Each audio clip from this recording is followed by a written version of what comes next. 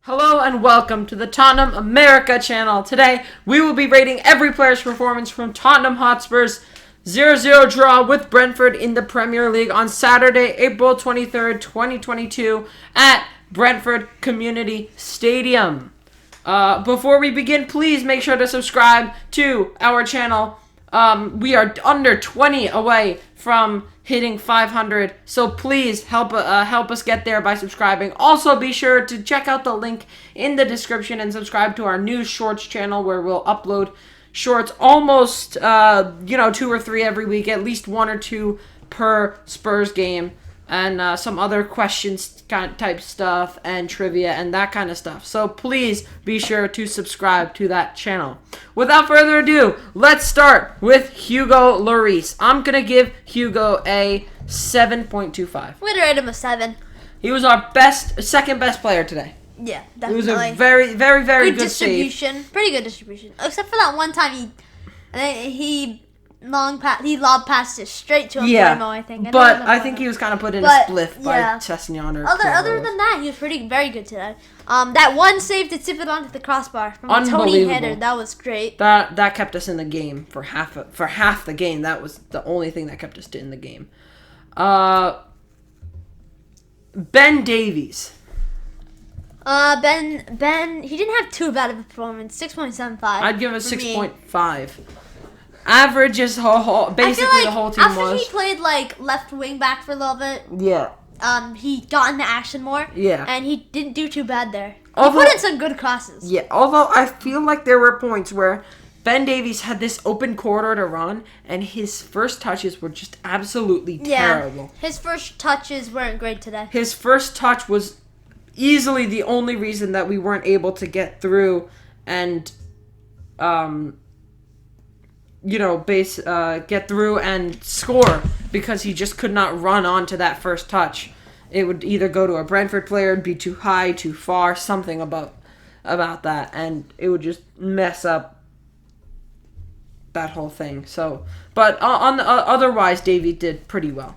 We're gonna move on to center of the center backs, Eric Dyer. I'm gonna rate Eric Dyer a 6.5. I'm going to give him a 6.5 as well. Shaky. I think we saw more of him today than we have in a long time, because he was constantly exposed. Yeah, constantly exposed. He dealt with attacks better than he did in Brighton, especially the Leandro Trossard goal, where he just kind of let Leandro Trossard do his thing and run right past him. Still, though, he wasn't great. He wasn't great, but he didn't do anything seriously wrong today. So 6.5 seems to be a fair rating to give to him.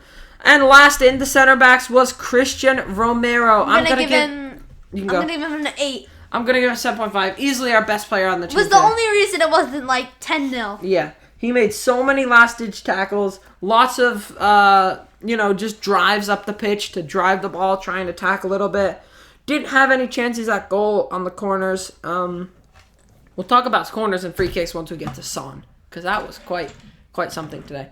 Romero had a lot of last-ditch tackles, and then at the end of the game, he was just on his own account, just getting so far forward. Defender. So far forward. He's at like Kane level, just trying to get up there. And he didn't do too badly. Yeah. He was at least getting the ball up there, moving it around a little bit, so he didn't do too badly where in that end point, and he was basically our best player today. Could have been like 7-0 without him. Well, Guti, he was... First of all, he's been like probably the most consistent player, I have to say. Ever since we got him, he's been very consistent. Other than that, Vitesse game? The red card? Well, yeah, that and his injuries. And his injury, yeah. But he won a good amount of duels. Well, he won 2 duels, 2 out of 3 on duels. But he did pretty well today. Yeah. Moving on to our midfielders, starting with wingback Emerson Royal. I'm gonna give him 6.5. I'm gonna give Emerson Royal a 7. I thought he started off really well. Yeah, he definitely did. He was definitely better than Sessinger. And then even Brighton, he was better. And then he just started messing things up. He'd go for the complicated route and lose possession. when there was tried an to easy he, route. like, Tried to about make 3 times he tried to make. But the reason I gave him 7 is he tried to make chances. He tried to get things done. He was progressing up the field, unlike Sessinger, and it seemed like he. Well, I think Sessigneur's problem was not progressing up the field. It was more getting the ball into the box because some of his crosses were really bad. But Emerson and controlling the ball. That's always been his problem. Emerson was great until he started sending hospital passes to the other side of the field. Specifically, that one in like the 80th minute where he tried to send a pass over to Davinson Sanchez and ended up going out for a Brentford throw. That was quite embarrassing. But Emerson just started to fade after like the 30th minute. He just went downhill, and that's why it's a 6.5 and not anything higher.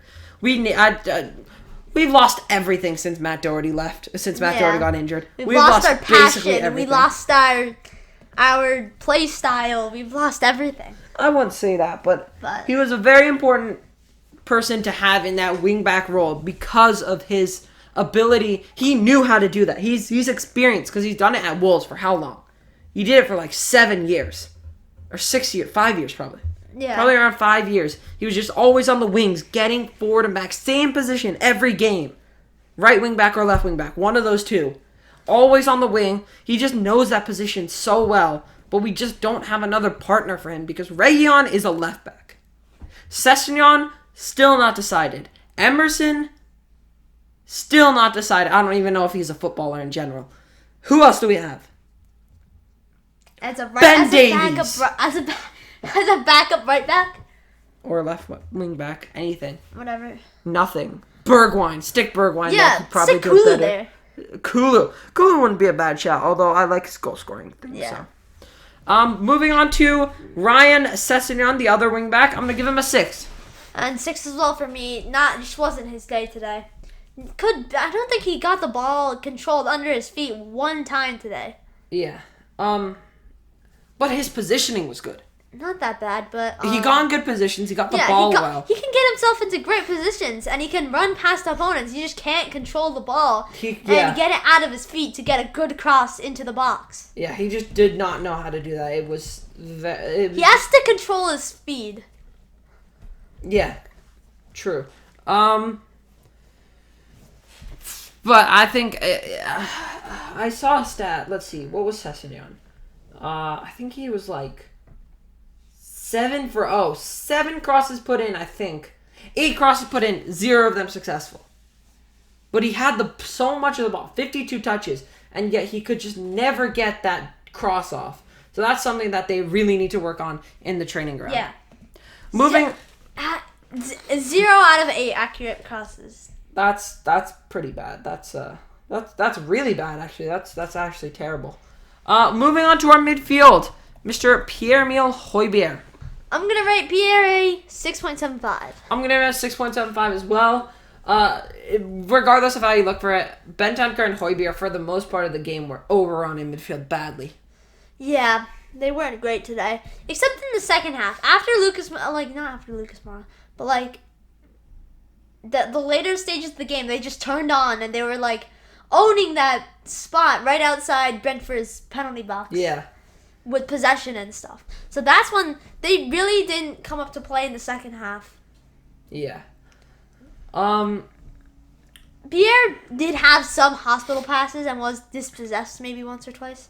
But yeah, the one hospital pass. Yeah. I forget when. From... the thingy. Yeah. Yeah. Whatever. The result was that bad that we're starting to call things thingy.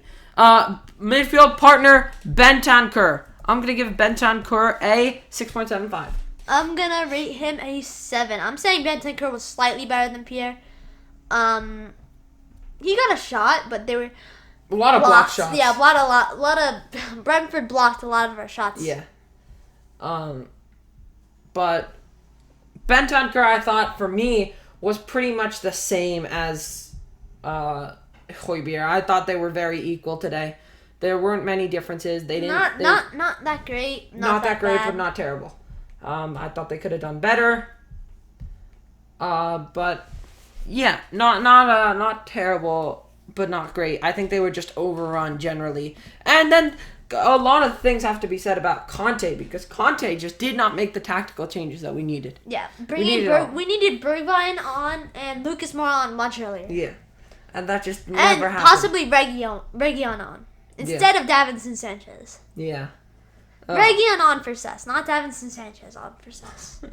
I mean, not gonna lie though, Davies at left wing back wasn't that bad. Better than Sessinger at left wing back. Huh.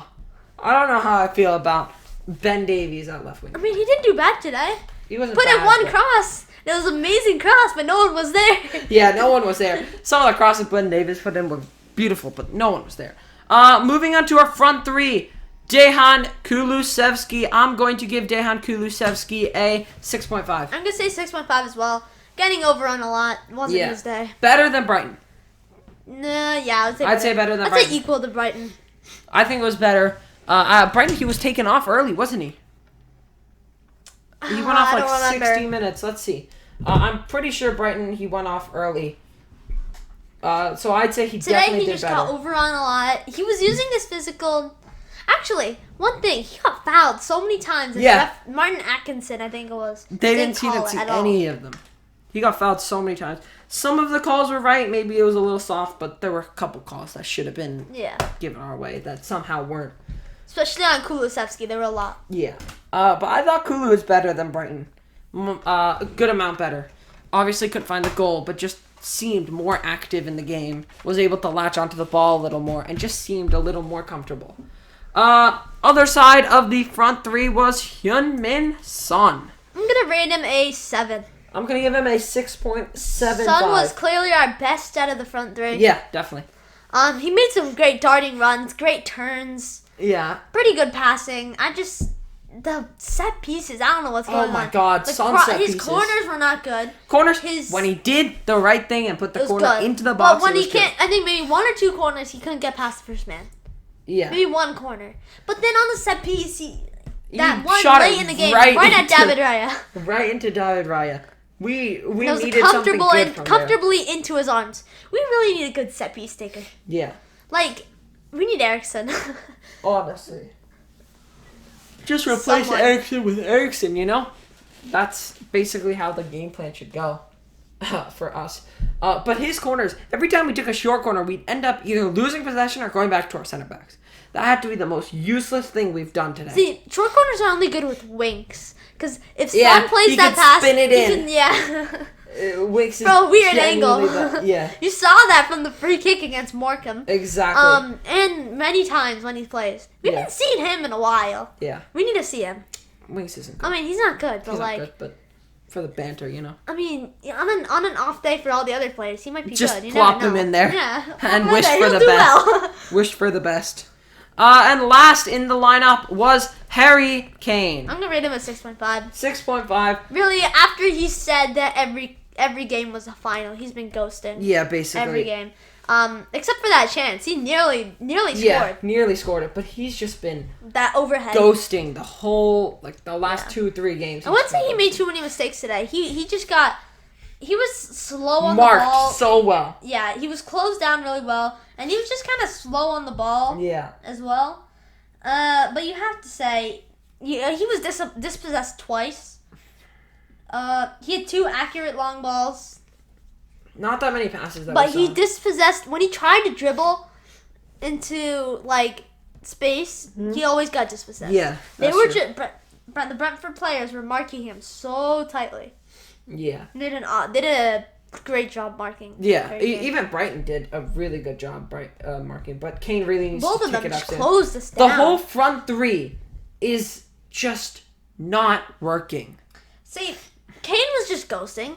Kulu was getting bodied by other people. Yeah, Kulu's just getting overrun. And Son was in some other land. He's just by himself. He'll dribble, but then his final ball. But then, no, this is what happened. He just went up, dribble up, back to Højbjerg, goes back to the center backs, and then it's just all over again. And no one wants to take a shot. No one wants to take a shot. When we did want to take a shot, they all got blocked. Yeah.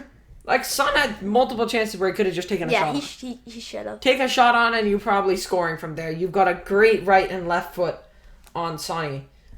But recently his decision making hasn't been the best. Yeah. Like, whether to shoot, whether to cross, whether to keep dribbling, whether to pass. Yeah.